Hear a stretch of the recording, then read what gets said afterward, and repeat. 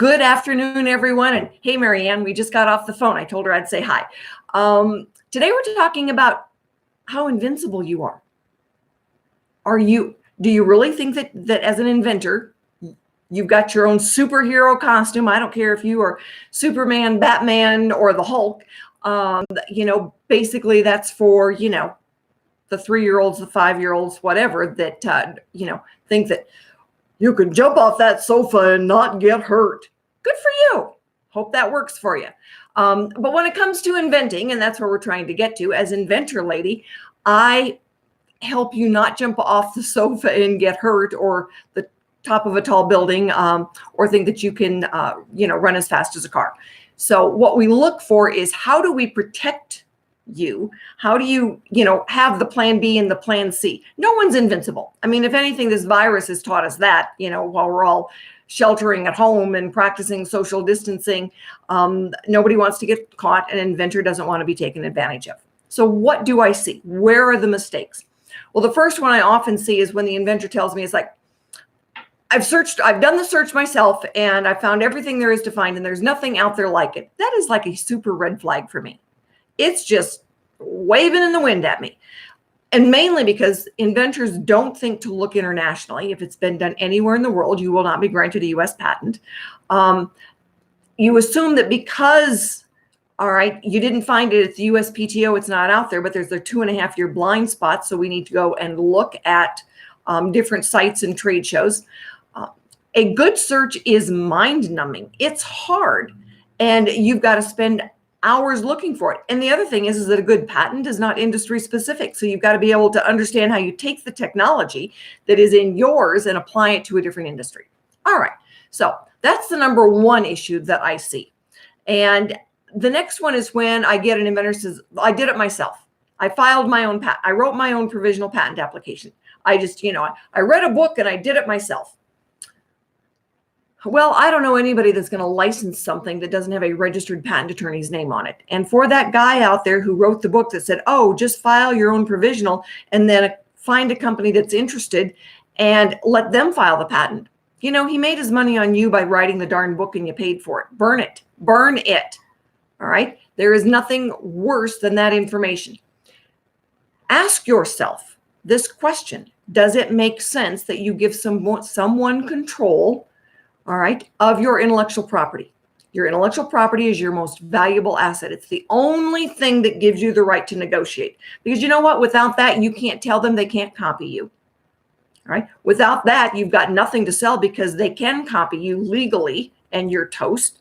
I get somebody says, well, I'll just build the business up and sell it. To who? All right. To who? Anybody with deep pockets can make your product if you don't have intellectual property on it, copy it, sell the product, and undercut your price, and you're out of business. So our job at Inventor Lady is to help you understand that reality. All right. So the last one, a little bit further down the line, for the folks that, get to that point of you've got 5,000 of these things in a warehouse someplace, and you think you're going to sell them all yourself. Another really bad invincible moment. All right. Because you can't. Nobody knows they're there. So I get people that spend a ton of money on advertising. All right. And sometimes by the time you get to the point where you have got 5,000 in a warehouse, you don't have any money left. When I get people that call me and say, can you help me? I'm out of money. Probably not. All right. Because if you're at the point where you're out of money, I don't know, you're going to be giving those things away as Christmas gifts for the rest of your life. Yay, your family's going to love you dearly. I get inventors all the time who get to that point because they think that they can sell them all themselves. All right. Nobody knows you're there. They don't know to go looking for you. And a lot of times inventors have picked out really weird names for their product, and nobody can spell it. So what do? At Inventor Lady, all right, we help you make good decisions. We help you understand plan A and plan B. All right, when somebody tells me, well, I spent $20,000 on market research. Good Lord. All right, who told you to do that? You should have gone to a trade show for $5,000. You would have learned just as much and met all the right people, actually face to face. Keep in mind, when you go to a professional show, you are actually meeting the store owners and the buyers who represent a lot of consumers. They know what their consumers want. When you hire a marketing firm, they've got no skin in the game. They're going to charge you. They're going to go and talk to so many consumers. Well, you want 1,000 people who represent 10,000 consumers, or do you just want 1,000 consumers?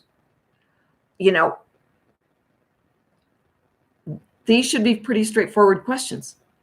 All right. And you should be able to gut react to the answers. All right. You want to go to the trade show. You want to be able to talk to the buyers and the store owners, the people who know their consumers. That's where you get price points. All right. Think about these things. All right. Our job here at Inventor Lady is to make sure we ask you those questions.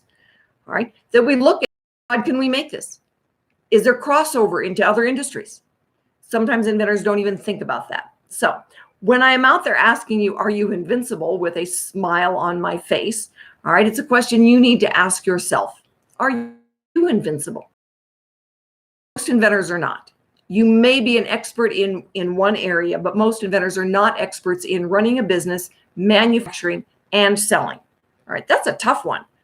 And at Inventor Lady, I've got lots of people around me who are protecting me, because you know what? I'm not invincible. And I could be hit by a beer truck tomorrow. Not a fun place to be, but that is the reality. All right. I need people who are going to pick up and run with Inventor Lady if something happens to me. That's a good feeling. You need somebody who's got your back. You need somebody, a team that's going to say, all right, let's look at our options here. Weigh the options and pick the best. Business decisions are made based on the information you gathered at the last step. We're going to help you understand what are the steps, what are the variables, and how do you make really good decisions. And you know what? When we're working on a licensing deal, we don't get paid till you get paid. That's the way it goes. Because when we're protecting you and helping you make good decisions, that's where we want to be. All right? My name is Rita Crompton. I am the Inventor Lady. I am here to help you out. Make sure that you, even though we can't make you invincible, we might be able to put up another shield to protect you. I will talk to you on Wednesday. Have a great evening.